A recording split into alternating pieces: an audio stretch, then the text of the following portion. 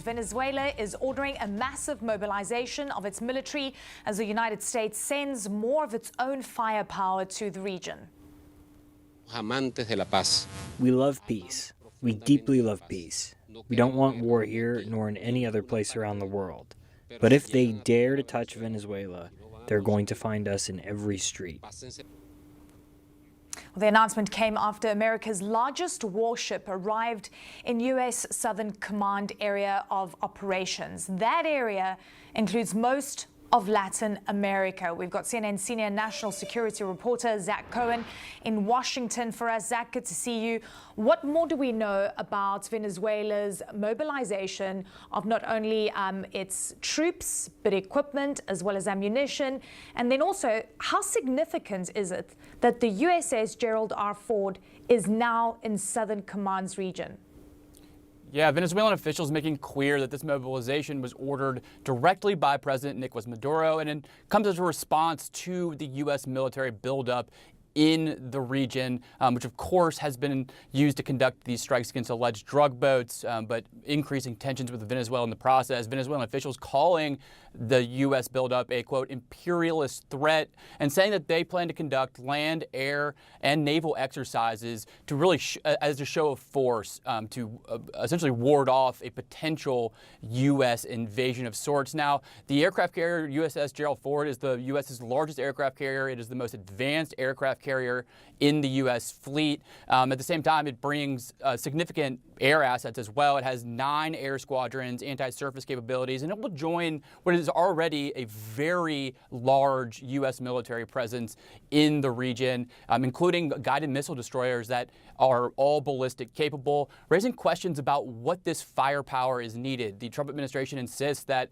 the Gerald Ford and the rest of the military assets there are intended to conduct the counter-narcotics mission, the targeting of alleged drug boats. But at the same time, I'm told U.S. officials were unable to tell Congress why they need so much firepower to target small boats. So this uncertainty is still increasing and contributing to the ongoing tensions with Venezuela.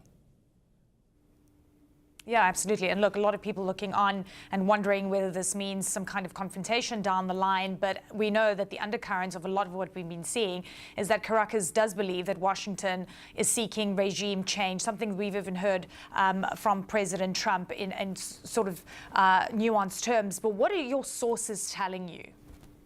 Yeah, we reported back in September and since then that there are some within the Trump administration who are pushing a strategy to effectively conduct strikes inside Venezuela with the idea of pushing Nicolas Maduro, the president of Venezuela, out of power. That is still something some U.S. officials hope can be accomplished as part of this military buildup. At the same time, we also know that the Trump administration told Congress just a few days ago that it doesn't currently have the legal justification to target anything inside Venezuela or any other territory, even though they are potentially seeking an additional legal justification that would allow them to do so. So really some uncertainty, some ambiguity there. As you mentioned, Donald Trump has been non-committal on this since the beginning, both speaking in very verbose terms in terms of threatening Nicolas Maduro, but at the same time not going all the way to commit to U.S. forces conducting some sort of a regime change strategy operation targeting him. So we're going to have to wait and see what ultimately happens. But again,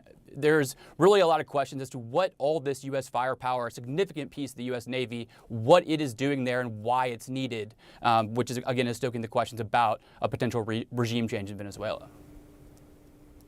Yeah. All right, Zach Cohen, great to have you on the story. Thank you so much. Joining me now to discuss all this is retired U.S. Air Force Colonel and CNN military analyst Cedric Leighton.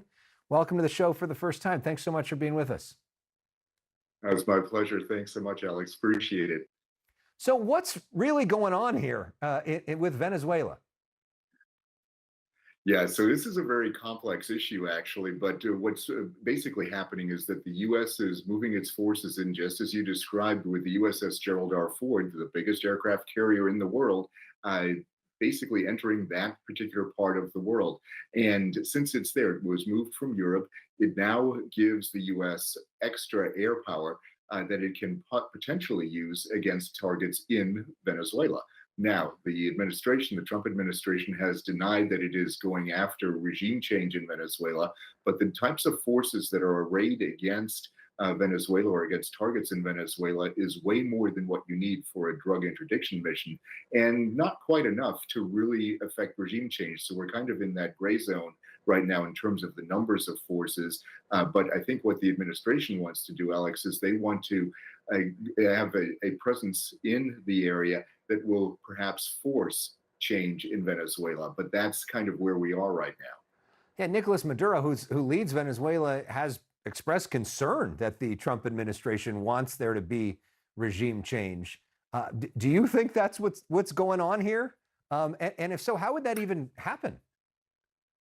Yeah, that would be one of the most difficult things to actually do. Now, I can see from Maduro's point of view that that's exactly what he sees. If you're, sitting in Caracas and you're looking out across the Caribbean and you see all these naval vessels coming toward you and the aircraft flying along your coastline, then you certainly think that there's something more going on than just going after some boats that are on the coastline. So what Maduro is doing is he's beefing up his forces. He's calling up the reserves. He's calling up his military, his National Guard, and they are, in essence, putting themselves in a position where they think they can defend the country. Now, what would happen if, let's say, we did try to affect regime change? I think the first thing that the U.S. would try to do is make contact with the opposition leaders, including the lady Machado, who received the Nobel Peace Prize recently. And that would then be the impetus to move things forward using Venezuelan forces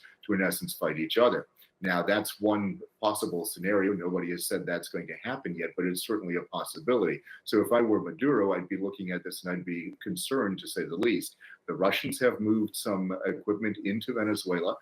They have Cuban help already in the form of intelligence support and weapons support. So there is definitely an effort going on within Venezuela and with Venezuela's allies to build up the Venezuelan forces, perhaps to thwart a possible U.S. invasion.